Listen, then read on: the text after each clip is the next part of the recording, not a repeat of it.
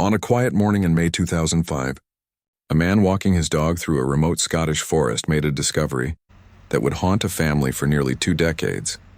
Hidden in a ditch was the body of 27-year-old Emma Caldwell, a young woman who had been missing for more than a month. Police quickly identified a suspect. Multiple women warned investigators about him, and evidence pointed directly toward him.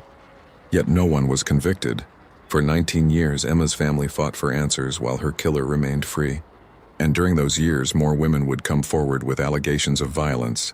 This is the shocking story of Emma Caldwell, the investigation that failed her, and the long battle that finally brought justice. Before we begin, make sure to subscribe to Real Crime Pulse, turn on notifications, and join us for more in-depth true crime documentaries based on real investigations, real evidence, and real cases from around the world. Emma Caldwell was born in Scotland and grew up in the village of Cardross, a quiet community near the River Clyde.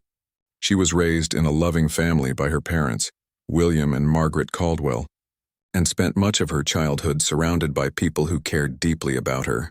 Those who knew Emma during her early years remembered a young woman with a bright personality, strong family connections, and a passion that would shape much of her life. Horses were at the center of that passion, and from a young age, Emma devoted countless hours to riding, caring for animals, and developing skills that would eventually become part of her career. As she grew older, Emma's love for horses continued to develop, eventually leading her to work as a horse riding instructor.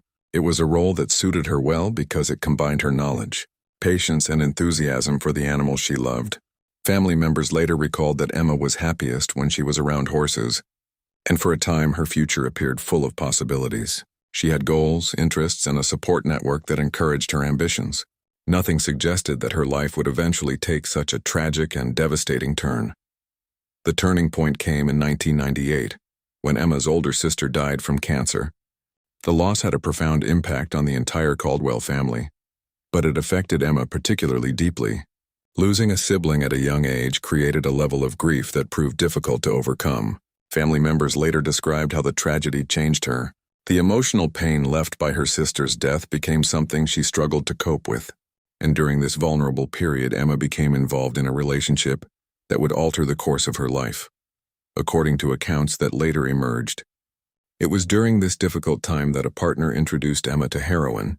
What may initially have seemed like an escape from grief soon became a serious addiction. As her dependency grew, many aspects of her life began to change. Opportunities that once appeared within reach became harder to maintain, and the future she had imagined gradually slipped away. Addiction created challenges that affected her relationships, her stability, and her ability to maintain the life she had once known. As the years passed, Emma moved to Glasgow, where her addiction became increasingly severe. Like many people struggling with substance dependency, she found herself trapped in a cycle that became difficult to escape. Supporting a heroin addiction required money, and eventually Emma became involved in prostitution, working in Glasgow's red light district to fund her dependency. It was a reality that exposed her to significant risks and placed her in contact with dangerous individuals. Yet despite the circumstances, Emma remained closely connected to her family throughout these years. William and Margaret Caldwell never abandoned their daughter. They continued doing everything they could to help her. They provided food, helped with laundry, supplied phone credit, and remained a constant source of support. Even when addiction made life unpredictable, their concern for Emma never diminished. They continued hoping she could rebuild her life and move beyond the difficulties she faced. By early 2005, there were signs that Emma wanted change. She had been discussing plans for rehabilitation and appeared interested in addressing her addiction. Her family supported those plans and hoped they marked the beginning of a new chapter. Despite the challenges she had endured, they still believed a better future was possible. Unfortunately, events were already moving toward a tragedy that would devastate the Caldwell family and leave unanswered questions for many years to come. Questions that would eventually lead to one of Scotland's most controversial murder investigations. By the spring of 2005, Emma Caldwell was 27 years old and living in Glasgow. Despite the challenges created by addiction, she remained in regular contact with her family. William and Margaret Caldwell stayed closely involved in her life and continued doing everything they could to support her. Because of that close relationship, they quickly noticed when something was wrong. And in early April 2005, something was very wrong. The last confirmed sighting of Emma occurred on April 4, 2005. CCTV footage captured her walking along Butterbiggins Road in Glasgow. It appeared to be an ordinary moment, one that would later become critically important, because it was the final verified record of her movements. At the time, nobody knew that the footage would mark the last known sighting of Emma alive.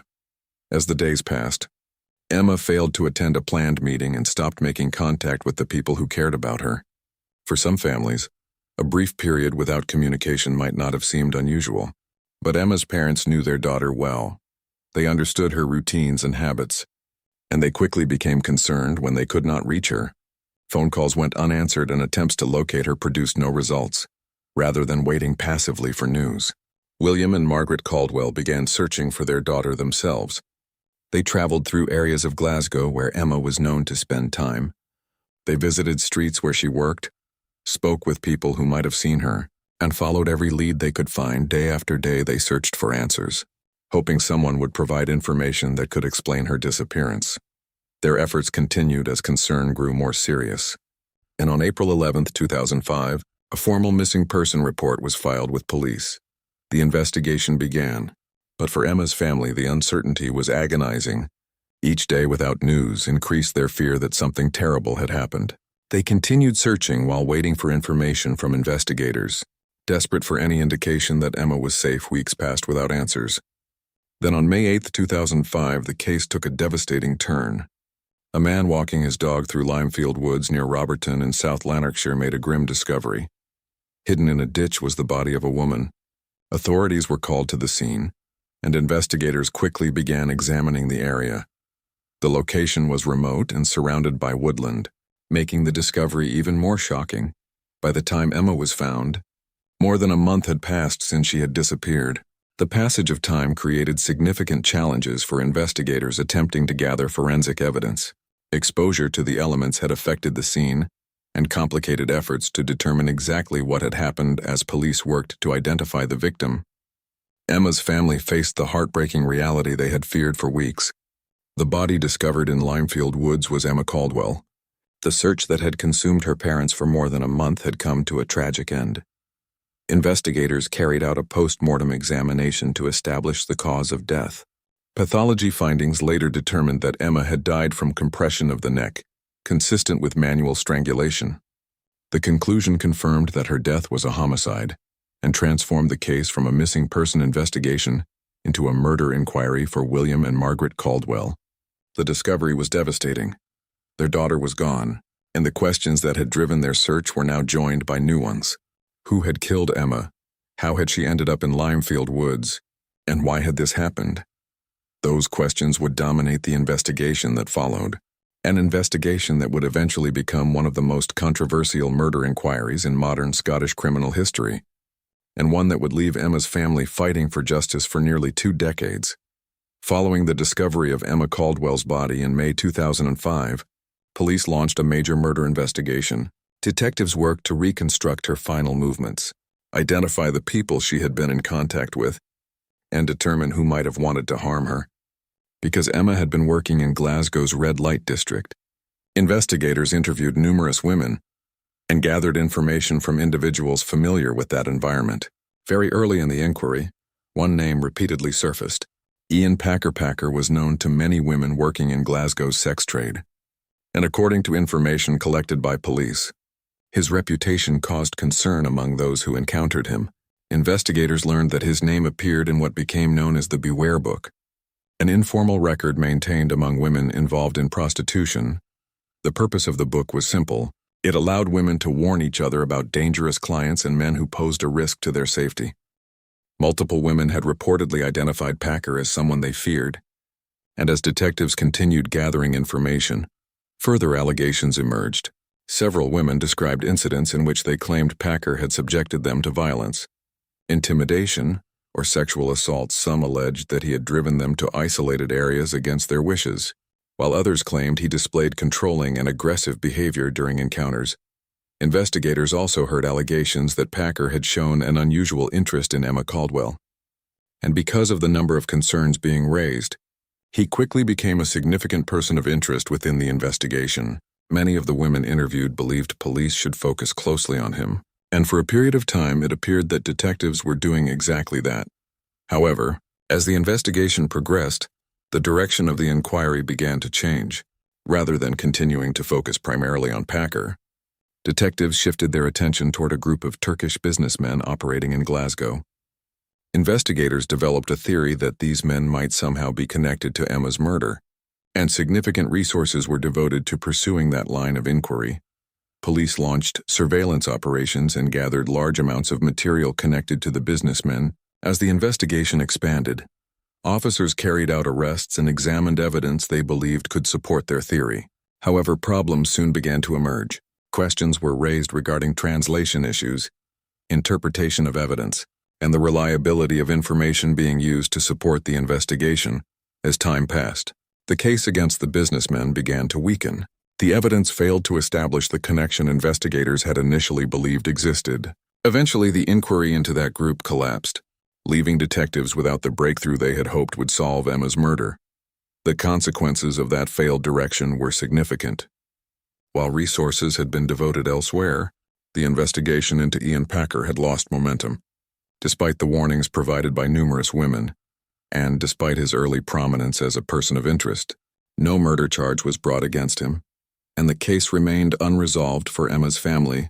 The lack of progress was deeply frustrating. They continued searching for answers while watching years pass without justice. The murder investigation that had begun with such urgency now appeared stalled, and confidence in the original inquiry began to decline. As criticism of the investigation grew, more questions emerged about decisions made during the early stages of the case. Many wondered whether valuable opportunities had been missed and whether too much attention had been directed toward theories that ultimately led nowhere. Meanwhile, the man many women had identified as dangerous remained free. The result was a murder case that remained unsolved, a grieving family still searching for accountability, and an investigation increasingly viewed as one of the most controversial in Scotland's modern criminal history, with growing concerns that critical warnings had not been properly acted upon when they mattered most. As the investigation into Emma Caldwell's murder stalled, years began to pass without answers. The initial inquiry had failed to produce a conviction, and despite the concerns raised about Ian Packer during the early stages of the case, no murder charge was brought against him. For Emma's family, every passing year was another reminder that the person responsible for her death remained free. While they continued searching for justice, questions about the original investigation only grew louder. The period that followed became one of the most frustrating chapters in the case. Emma's murder remained officially unsolved. Yet allegations involving Ian Packer continued to emerge. Women came forward with accounts describing violence, intimidation, sexual assaults, and other disturbing behavior. Many of these reports shared similar themes. Vulnerable women described encounters that left them frightened and traumatized, and some believed they had narrowly escaped serious harm, according to evidence that would later emerge in court proceedings. Complaints involving Packer accumulated over the years. Several women alleged that they had been subjected to rape, physical assaults, abduction, or threatening behavior. Some described being taken to isolated locations, while others reported acts of violence that followed a pattern of control and intimidation. Despite these allegations, meaningful consequences often failed to follow for many observers. This became one of the most troubling aspects of the entire story. Accusations continued to surface, yet the concerns raised by women were frequently unable to produce decisive action. As the years passed, a growing record of allegations was developing. But the criminal justice system did not stop Packer from remaining in the community.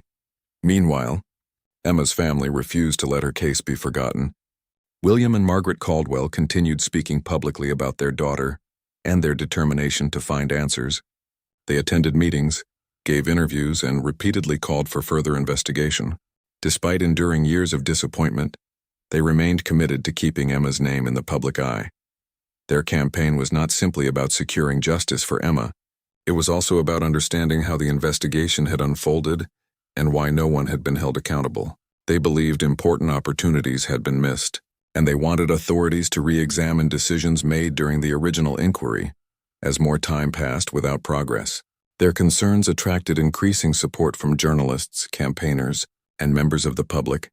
The case gradually became a symbol of broader questions about how vulnerable victims were treated within the criminal justice system.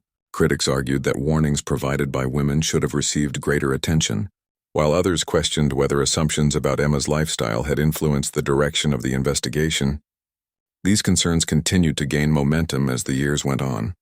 Throughout this decade, Emma's murder remained unresolved, and every anniversary of her death served as another painful reminder for those who loved her, while her family continued fighting for answers. More information about allegations involving Packer kept emerging, creating additional pressure for authorities to revisit the case. Public confidence in the original investigation continued to decline, and increasing numbers of people began asking the same question: why had Ian Packer never been charged, despite the warnings, allegations, and concerns that had surrounded him for years? The lack of accountability became impossible to ignore by the middle of the next decade. Growing criticism, persistent campaigning by Emma's family, and renewed media attention were beginning to create momentum for a fresh review of the case. What had once appeared to be a forgotten investigation was slowly moving back into the spotlight, setting the stage for a reinvestigation that would eventually uncover evidence capable of changing everything and bringing Emma Caldwell's long search for justice closer to a conclusion. For many years, Emma Caldwell's murder remained unsolved, despite the concerns raised during the original investigation and the determination of her family to keep the case alive.